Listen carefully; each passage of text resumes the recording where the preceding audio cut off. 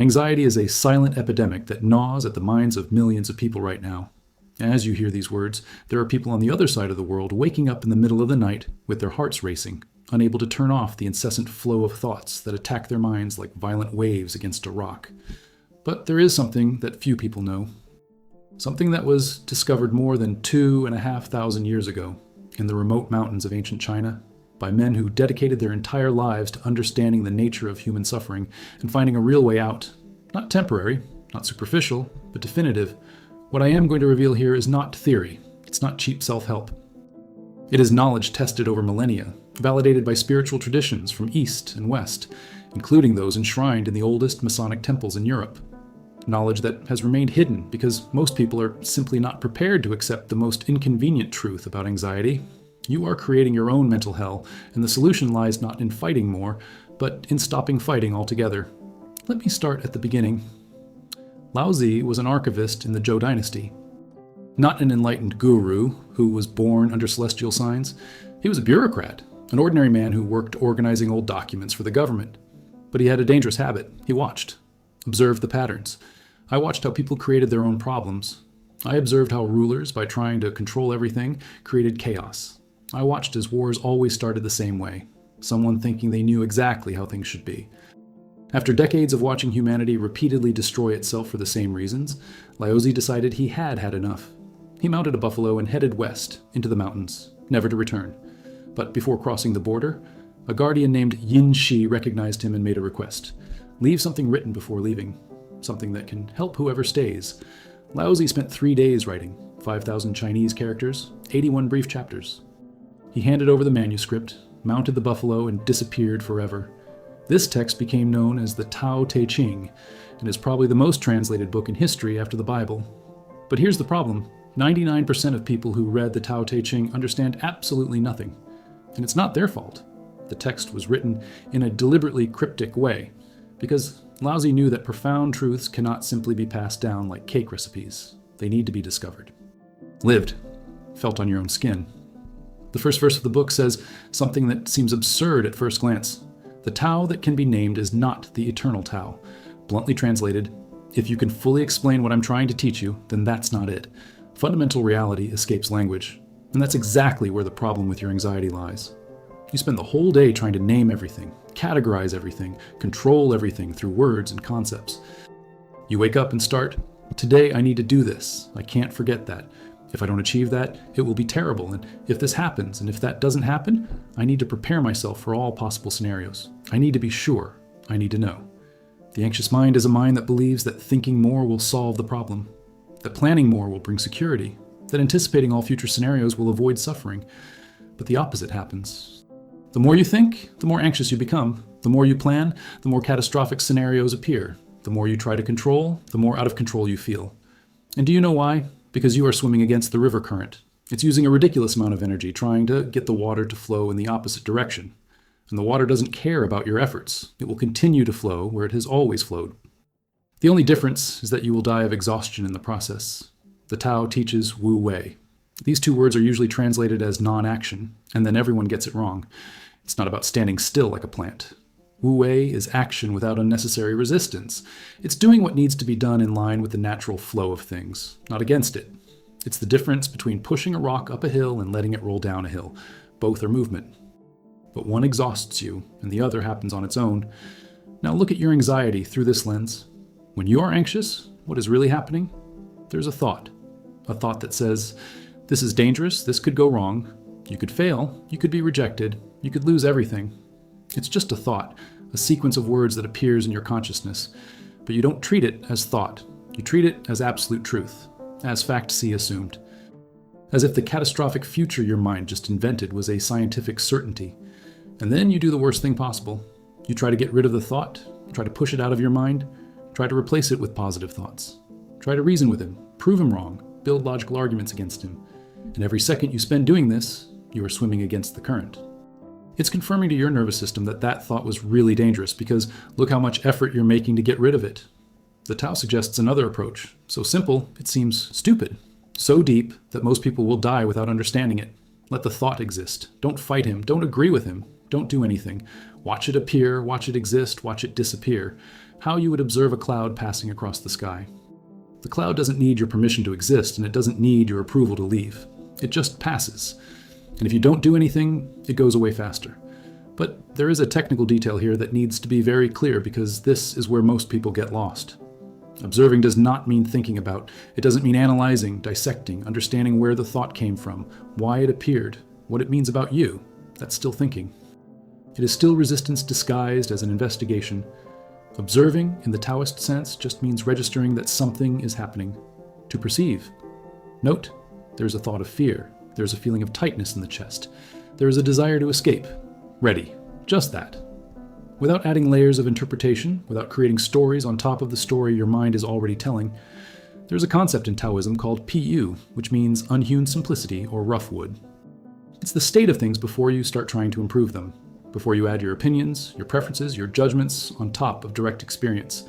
Think of a 3-year-old child. She sees a big dog, feels scared, cries. 30 seconds later, he's laughing at a butterfly. There is no emotional residue. There's no shame in having been afraid. There's no worry about the next big dog she might meet tomorrow. The experience happens and passes completely. Now think of an anxious adult in the same situation. He sees the dog, feels scared, and then the process begins. Why am I scared? This is ridiculous. It's just a dog. But what if he attacks me? Should I be scared or not? Are other people scared? If I show fear, will they judge me? Tomorrow there's another dog on that street. Should I change my path? What if I change my path and find a worse dog? I need to resolve this phobia of dogs. I'll research this. I'm going to therapy. But therapy is expensive. What if I spend money on therapy and it doesn't work? Do you see the difference? The child lives in Pu. The adult lives in layers and layers of interpretation built on top of a simple experience. Taoism is not asking you to become a child again. It's asking you to realize how many unnecessary layers you add on top of reality and start removing them. Not all. Some are useful, but most are just dead weight. There's a verse in the Tao Te Ching that says, "Become empty to the limit, maintain stillness firmly. The 10,000 beings appear together, and I behold their return. Flourishing, each one returns to its root. Returning to the root is called stillness." Empty does not mean dumb. It doesn't mean apathetic. Empty means no agenda. Without the compulsive need for things to be different than they are right now. And stillness does not mean external silence. It means that internal space that remains still even when a hurricane of thoughts and emotions is happening. This space has always been there. You just forgot about it because you are too identified with the content that passes through it. Let me explain this another way, because it is fundamental. You are not your thoughts. You are the consciousness where thoughts appear, in the same way that the sky is not the clouds, just the space where the clouds appear. The sky is not disturbed when there is a storm. He is not euphoric when there is sun. It remains heaven regardless of what is passing through it. Your conscience is like that. It always was. It always will be. The problem is that you spend so much time looking at the clouds that you forget about the sky. You have completely identified with the fleeting content and lost touch with the permanent space. The Masonic tradition, which is drawn deeply from both Western and Eastern sources, teaches something similar in another way. Albert Pike, one of the greatest scholars of Freemasonry, said that the apprentice must first learn to be quiet before learning anything else. Not quiet in the sense of silent, quiet in the sense of internal. There is a reason why Masonic initiation ceremonies measure with the candidate being blindfolded and taken to a dark room. It's not ritualistic sadism. It is a direct teaching. Before the external light is revealed to you, you need to know the darkness. You need to sit with her. You need to discover that you are not destroyed by it. Likewise, before you can have real inner peace, not the Instagram version of inner peace, but that peace that remains even when everything is falling apart, you need to stop running away from your own mind. You need to sit with the anxiety, with fear, with the whirlwind of thoughts, and discover that you are not destroyed by them. Because the truth is this: you are not afraid of anxiety. You are afraid of what will happen if you allow yourself to feel the anxiety completely. You are afraid that if you stop fighting it, you will be swallowed up. You will lose control. You'll go crazy. But that never happens. Do you know why? Because anxiety is just a physical sensation plus repetitive thinking. It is not an entity. It has no power of its own. The power it has comes entirely from your resistance to it. It's like a shadow. The more you try to punch it, the scarier it seems. But if you turn on the light and look directly, you realize there's nothing solid there. Let me give you a concrete example of how this works in practice. Imagine you woke up at 3 a.m. with that terrible feeling, heart racing, mind shooting in 1,000 directions, catastrophizing everything. The normal pattern would be trying to go back to sleep becoming increasingly frustrated because you can't, starting to worry about the next day because you'll be tired, making your anxiety worse by thinking about the anxiety. The Taoist approach would be radically different. You wake up at 3 in the morning, feel your heart racing. Note that there are catastrophic thoughts, and then instead of fighting it, you just recognize, okay, this is what's happening now. It doesn't have to be different. You don't have to go straight away. You can stay as long as you want. You get up. Maybe make tea, maybe sit by the window. Not to be distracted, not to solve the problem, but simply to be with what is happening without adding resistance on top. And something strange happens. The intensity decreases, not because you did anything to reduce it, but because you stopped feeding it resistance. Anxiety feeds on struggle. It grows when you try to eliminate it. It's like quicksand. The more you struggle, the deeper you sink. The only way out is to stop struggling. Wu Wei applied to anxiety is this. It is not defeatist resignation. It is an intelligent recognition that not everything in life responds to effort. Some things respond precisely to the absence of effort. Now, there's another layer to this that needs to be addressed. The issue of overthinking. The modern mind thinks incessantly, nonstop, no rest. Even when you're trying to relax, there's a voice commenting on how you should be relaxing better, or doing something else more productive, or worrying about something that needs to be resolved. People think this is normal. They think that thinking all the time is a sign of intelligence, but it's the opposite. Compulsive thinking is a sign of an uncontrolled mind. A truly intelligent mind thinks when it needs to think and is quiet when it doesn't. The Tao Te Ching has a short chapter that says something seemingly simple. Knowing others is wisdom. Knowing yourself is enlightenment. Dominating others requires strength. Mastering yourself requires true power. Mastering yourself does not mean repressing thoughts. It means not being dragged into them automatically. It means having space between the stimulus and the response, between thought and identification with thought. Most people don't have that space. A thought appears and instantly they are that thought. There is no distance. There is no perspective. If the thought says you're a failure, they feel like they are a failure. If the thought says this is going to go wrong, they feel dread as if it has already gone wrong. But if you create space, and creating space is simply a matter of observing rather than merging, then you can see, oh, there is a thought saying that I am a failure. Interesting. Where did this come from? And most importantly, is it true? 90% of thoughts that cause anxiety are completely false. These are projections, fantasies, stories that your mind tells based on old fears, unresolved traumas, cultural conditioning. They have nothing to do with what is actually happening now. But you cannot see this if you are merged with thoughts. You can only see when there is space. And how do you create space? Returning to the body. This is something that both Taoism and Japanese contemplative traditions, such as Zen, obsessively emphasize. The mind can be in the future or in the past. The body is always in the present. Always. Now, when you're anxious, your mind is projected 3 days ahead or 3 years ago, but your body is here, sitting in that chair, breathing, with specific temperature, with specific sensations. If you bring your attention to your body, not forcefully, but gently, curiously, you automatically come back to the present. And in the pure present, without the layer of mental interpretation, there is no anxiety. There is only what is happening. And what's happening most of the time is completely manageable. There is an exercise that Zen masters teach to students who arrive complaining of excessive thinking. It's brutally simple. They say, sit and count your breaths, from 1 to 10. When you reach 10, go back to 1. If you lose count, go back to 1. Do this for 10 minutes. It seems easy, but try. You probably won't be able to reach 10 on the first try, because along the way your mind will kidnap you. It will pull you into a thought about work, or a conversation you had yesterday, or a worry about tomorrow, and you will realize 5 minutes later already completely lost. This is not failure, it's revelation. It's showing how much control you have over where your attention goes, how much you are carried away by thoughts involuntarily. But every time you realize you've been dragged and come back to breathing, you're building a muscle, the muscle of voluntary attention, the muscle of not being automatically hijacked. That's the job. It's not glamorous, it's not fast, but it works, because you are training the mind to do what you want, not what it wants. Taoism calls this returning to the root. Root here means the state before the agitation, the state of fundamental stillness that is always present beneath the mental noise. Think of a lake.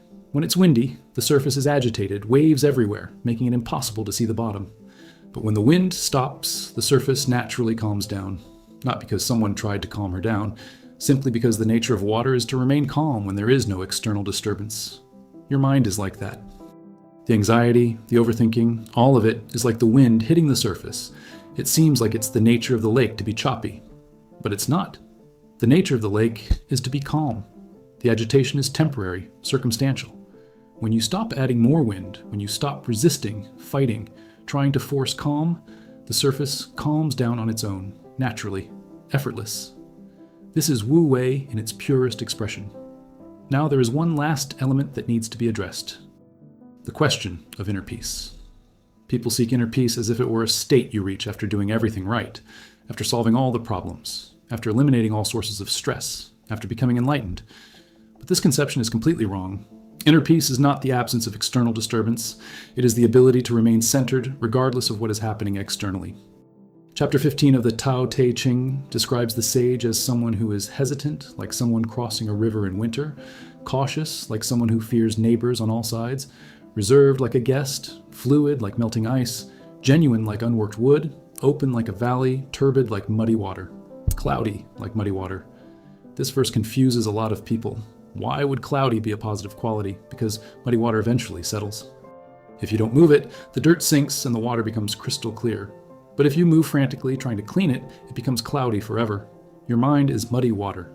Thoughts, emotions, worries are dirt in suspension. If you keep messing with them all the time, trying to resolve them, trying to eliminate them, trying to control them, they never settle down. But if you just stop messing around and leave everything alone, clarity emerges naturally.